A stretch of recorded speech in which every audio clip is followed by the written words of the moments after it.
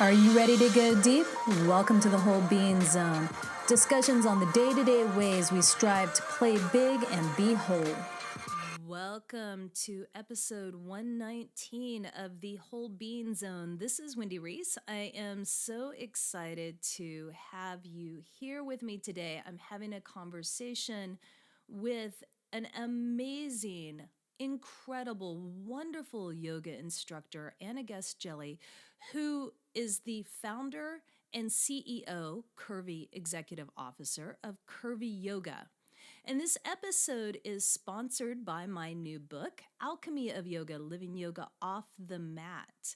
And it is available now for pre-order, and you get two really cool bonuses when you go to wholebeinginc.com/alchemy of yoga. That's all one word.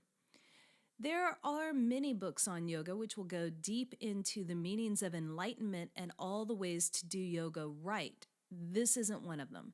This book is about using the physical practice or asanas of yoga to cross-train for life. It's about living a life of balance, feeling calmer, more connected, and more peaceful, even in times of adversity or chaos.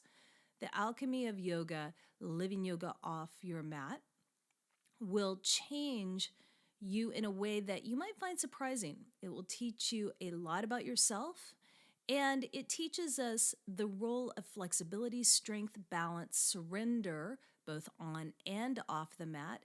And it dives into some of the deeper questions that come up when we've been practicing, such as, who am I and why am I really here? This is an ideal book for anyone who shows up on the mat and longs for something more. For anyone who simply wants to enjoy life and make a difference in the world around them. For every yogi that hits the point of wondering, what else is there? Why am I doing this practice?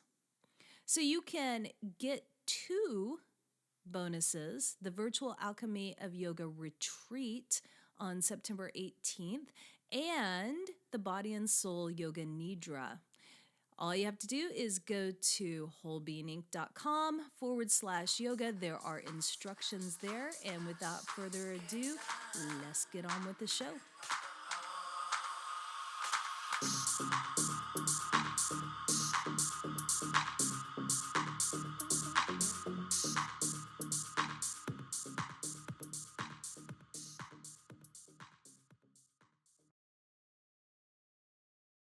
Anna Guest-Jelley is the founder and CEO, the Curvy Executive Officer of Curvy Yoga, a training and inspiration portal for yoga students and teachers of all shapes and sizes who want a body affirming practice that supports them in exploring what body acceptance means to them.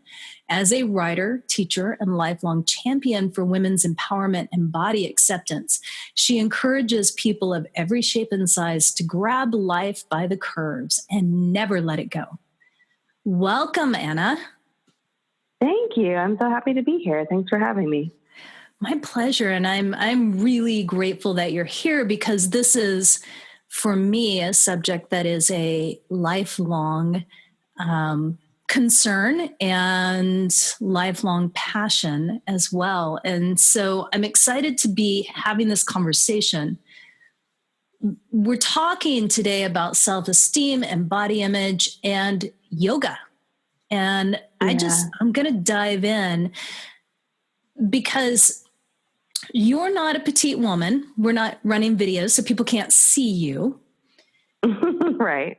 And your image quotes are freaking amazing and refreshing, because, I see on Instagram all of these really scantily clad, skinny bodies doing these super bendy poses.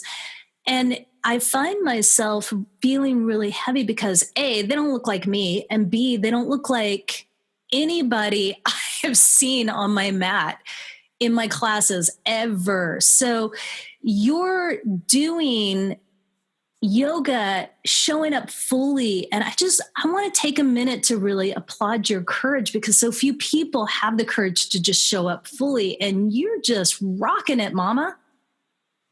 Thank you so much. I appreciate that. So let's talk about your weight and your journey. On your website, you have that you've been on 65 diets. You've starved, you've binged, you've broken down, and you've even been told that you were too fat to do yoga.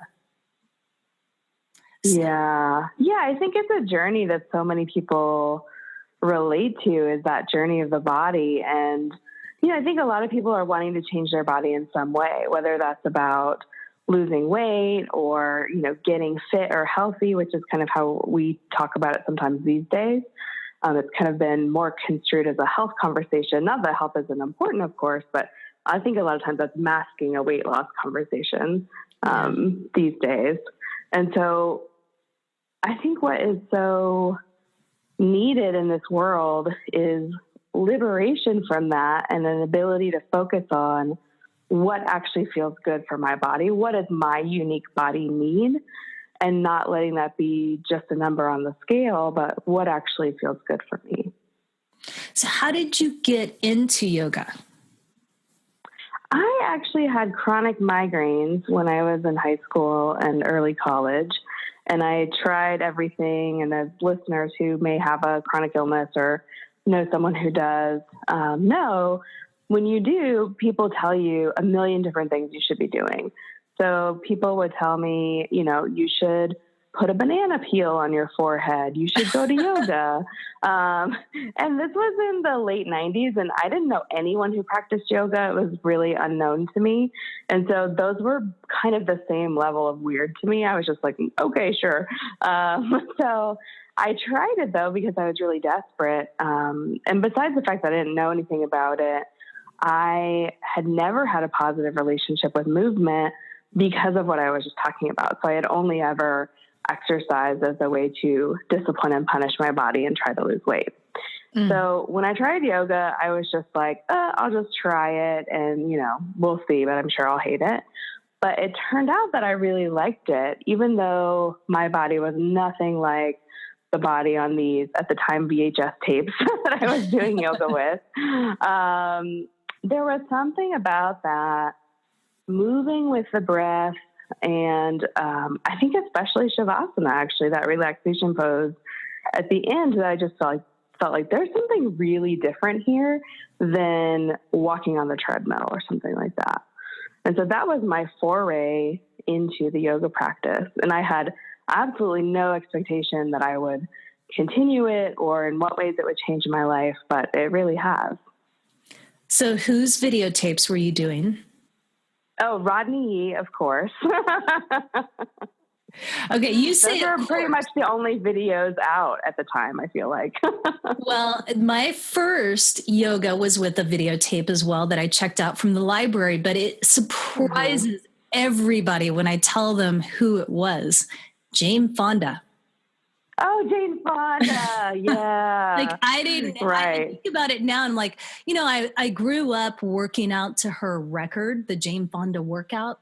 And we probably even had her videotape, but it was kind of funny when I saw her yoga video and thinking, oh yeah, okay, why not? And I couldn't even make it through the video because it was so different than anything that I'd done. I was so tired, but at the same time, I had more energy than I'd ever had before.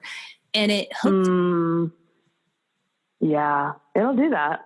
Yeah, it's amazing. So let's fast forward, you became a yoga teacher.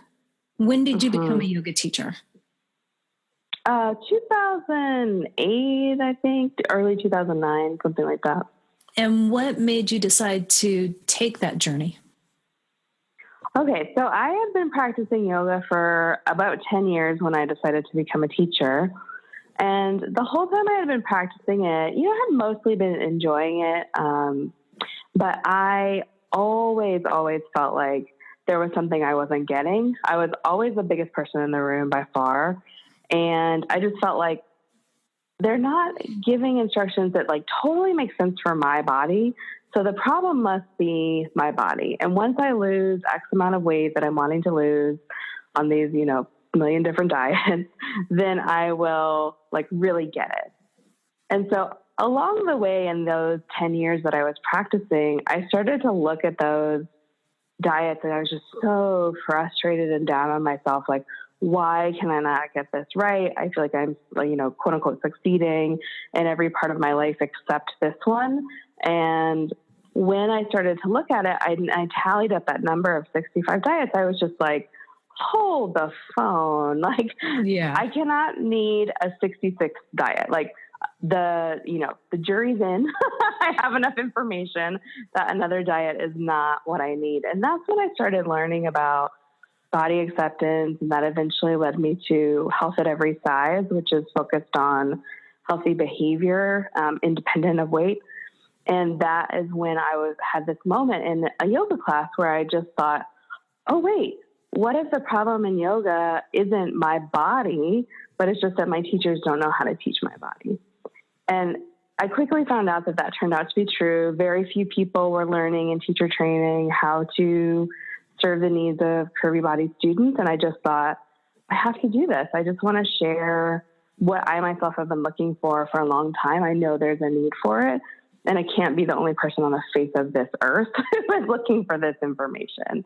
And that's what kind of inspired me to become a teacher. So what's some of the language that you teach teachers now in dealing with curvy bodies? It's all about making space for, number one, the student's entire body. So not just muscle and bones. So much yoga instruction is focused on that. And of course, we need that essential alignment information. But our bodies are not only muscle and bone. So I encourage teachers to bring in talking about the skin, the flesh, whatever language they want to use.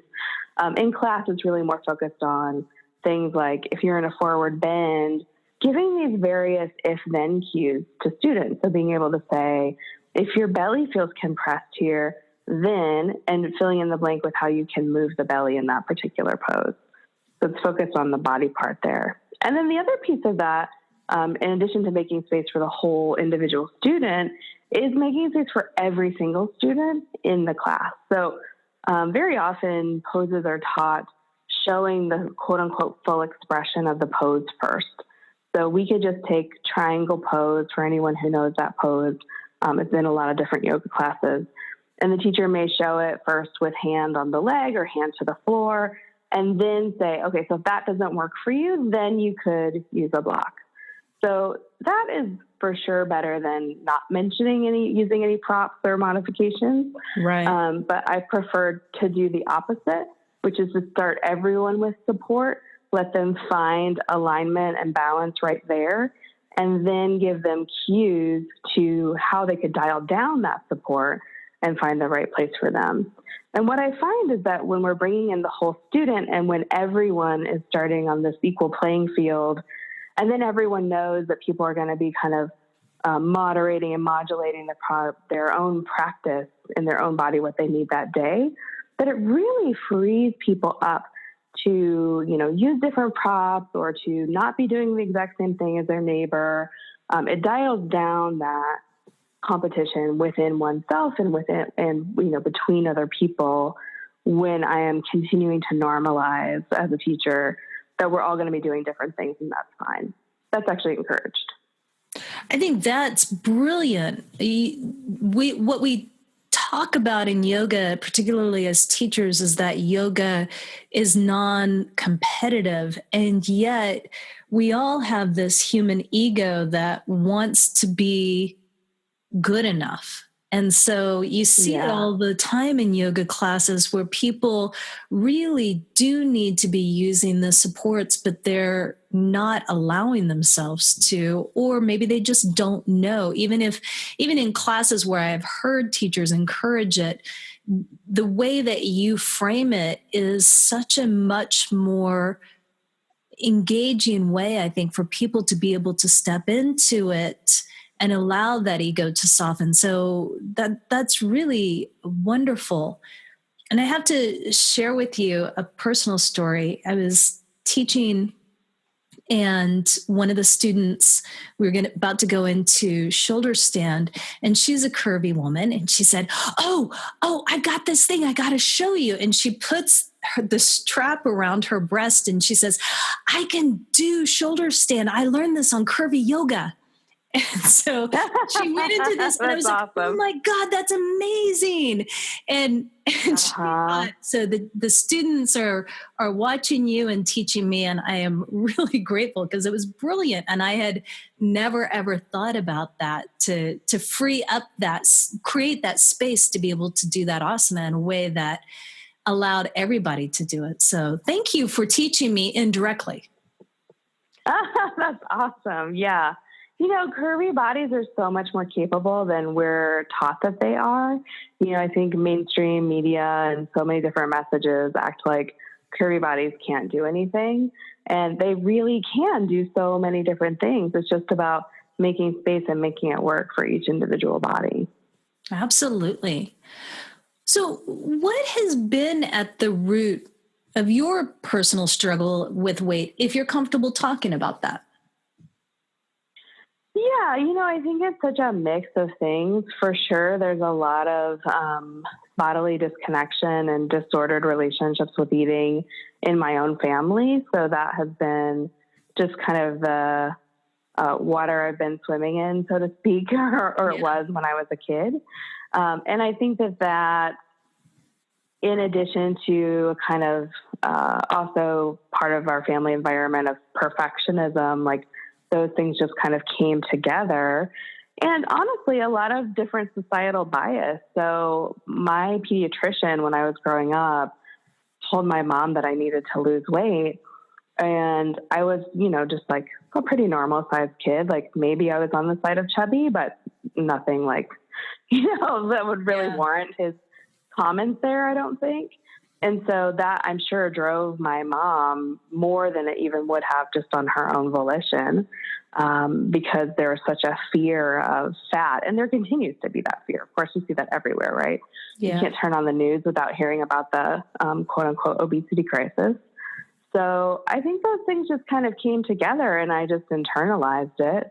And it became this lifelong struggle where I felt like I wasn't going to be a successful person or the person that I wanted to be unless I lived in a particular body. And I kept trying to solve that problem by getting to that body.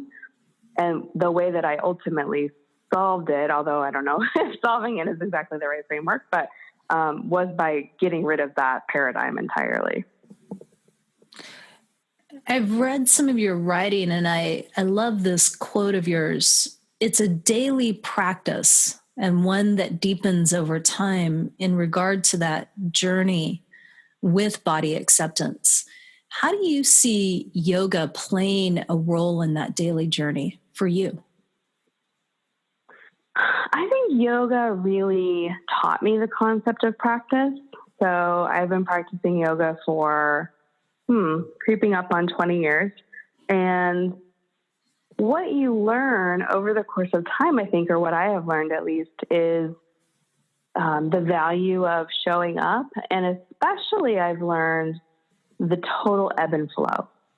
So poses that were more available to me when I was 18 are less available to me now in some cases. Others are more available to me, you know, just kind of depending. And I really notice getting on my mat most days how things change so much in my physical body, how I'm feeling emotionally. And it has given me a lot of freedom to come out of success in yoga being defined by being able to do particular poses, and really it about just being there with my own body and experience, seeing how I'm feeling, moving my body in a way that works on that particular day. And that, I think, is incredibly applicable to the body acceptance practice, which in my own experience is also a very day-to-day practice and process where, you know, when I first started, of course, I approached it exactly like I would approach a diet. That was my only frame of reference.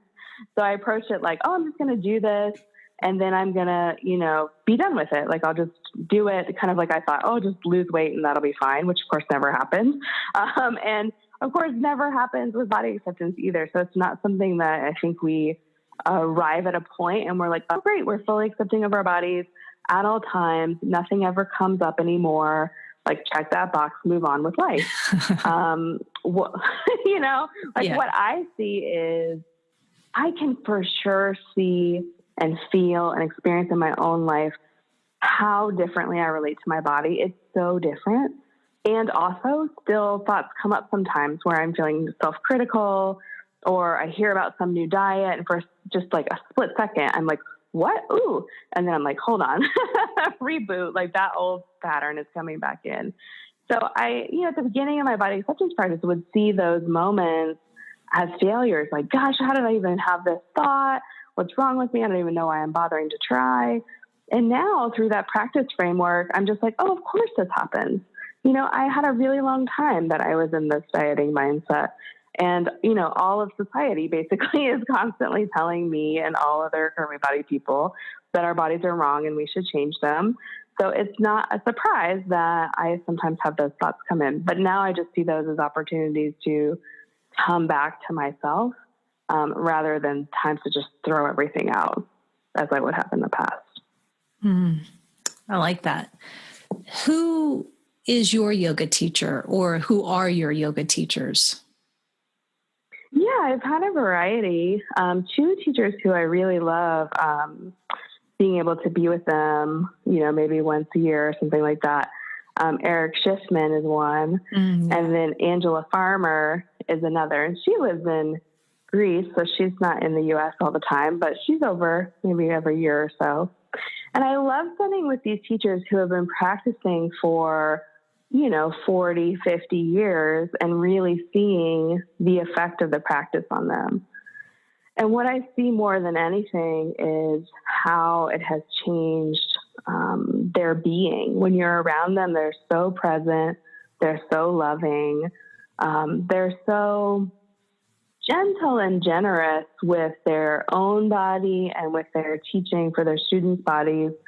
And for them, I definitely see how it's really about how are they interacting in the world and how are they bringing that to other people, which to me is so inspiring. The way that yoga can shift the way that your inner world and how you relate with other people, and then how that makes you feel in your body, of course, is a part of that, but you really just can feel it in their presence when you're around them. Absolutely. What book is your go-to for inspiration? What book? Yeah. Oh man, I'm a huge reader.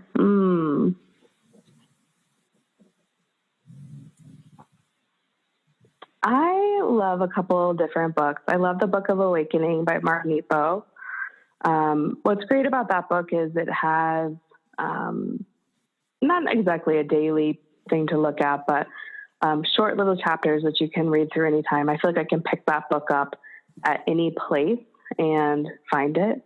Same thing with Rolf Gates' Meditations from the mat or whatever. Yeah. I was like, what's the name for that? I like those little ones that you can just pick up. And then I would say Light on Life by BKS Iyengar is a beautiful book about yoga philosophy and kind of bringing it into your life. Nice. I have the Book of Awakening stays in my car because my yoga, classes are almost always, I'm going somewhere to teach them. And my meditations from the mat fell apart because I used it so much, probably the first 10 years teaching, that it didn't make the journey to Vermont. So those are two great. That's awesome. What legacy do you want to leave in this world?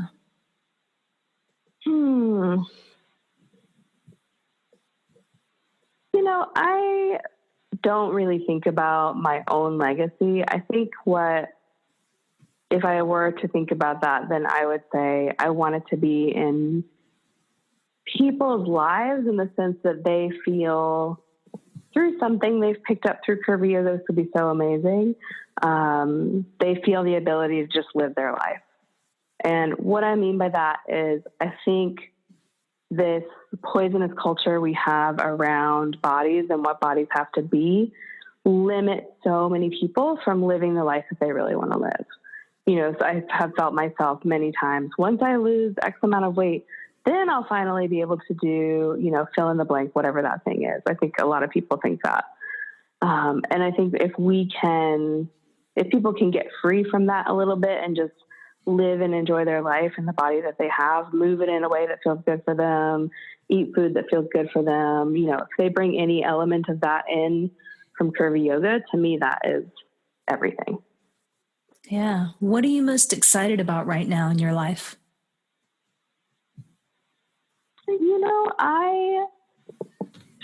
I reached this phase in my practice, in my yoga and my body acceptance practice, where I have been able to even better listen to my body and my inner wisdom more than ever before. And that has involved a really big focus on what is actually important to me in my life and how do I want to be living my life. I had been living my life in a very busy, hectic, always trying to do the next thing kind of way. Got fried out on that several times. And then I had this moment where I realized, the most important things to me are my relationship with my husband, feeling good in my own body, connecting with my friends and family. And I just looked at my schedule and the life I had created and thought, is that supporting these priorities? And I realized that the answer was no. Mm-hmm. And so I made a really big shift at the beginning of last year, and have slowed down what I do tremendously. And I feel really excited about that because I feel like I have space for life, and that's the most important thing. That is wonderful.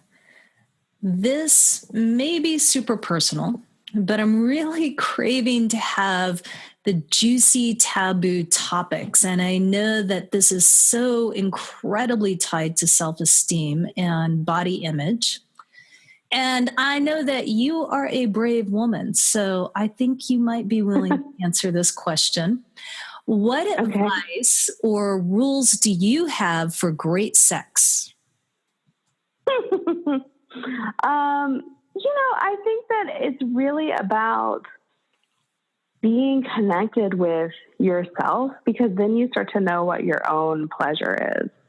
And it's not about just pleasing the other person, but really starting to discover what actually works for me. I think this shows up in so many parts of life. And so of course it also shows up in sex, and letting that be a conversation with yourself and with your partner.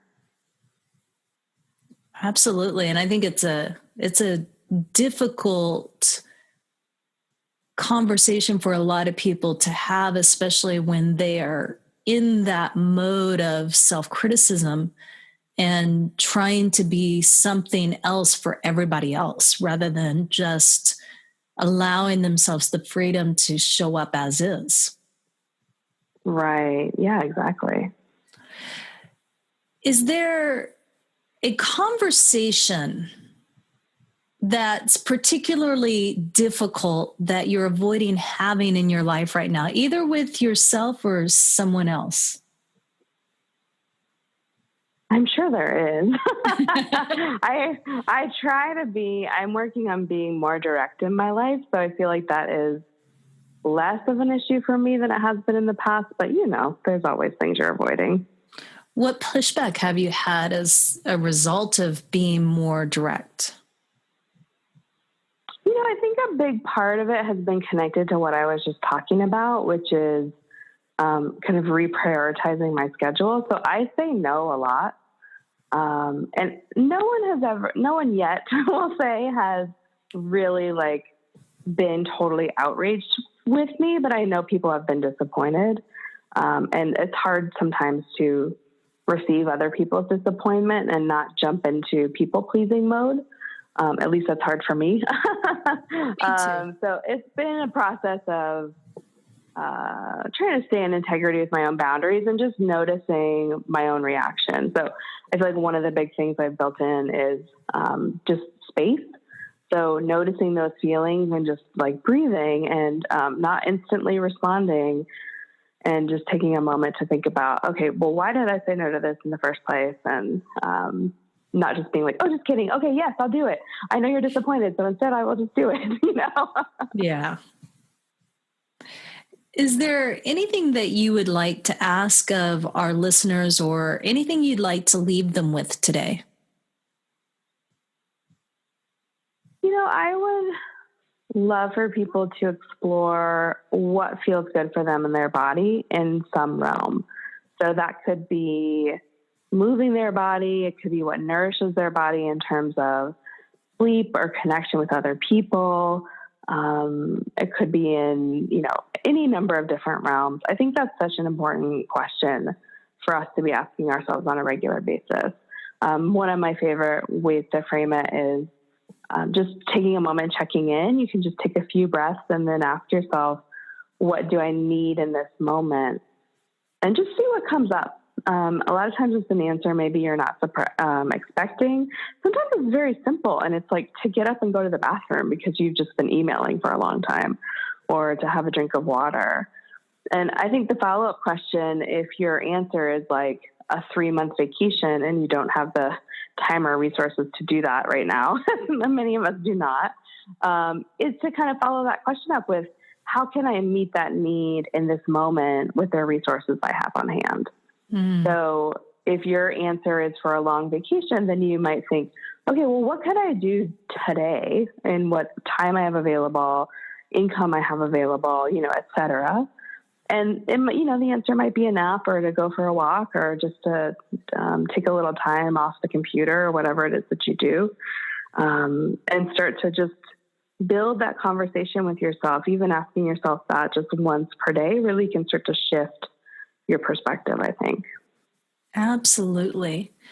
And people can find you at curvyyoga.com. Where on social media can they find you?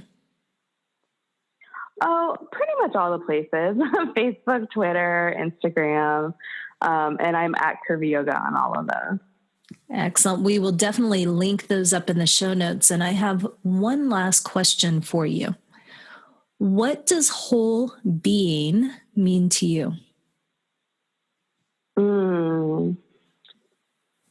What immediately came up for me when you said that is the active part of being. So letting that be something that I am like being every single day in terms of staying connected to my own priorities, the practices that support me, and really living that being as a verb. I like it. Thank you so much for taking time out of your busy and yet protected schedule to chat with us. I really appreciate it. I love, love, love the message that you're putting out there. I really want to encourage the listeners to go check out your website. It is just a wealth of information and an unconditional love that I rarely see in this world. So thank you for being that light and love to us all. Thank you so much. And thank you for inviting me. This was a lovely conversation. Thanks to everyone who's been listening. All right. Did you like that episode? If you did, please share it with a friend.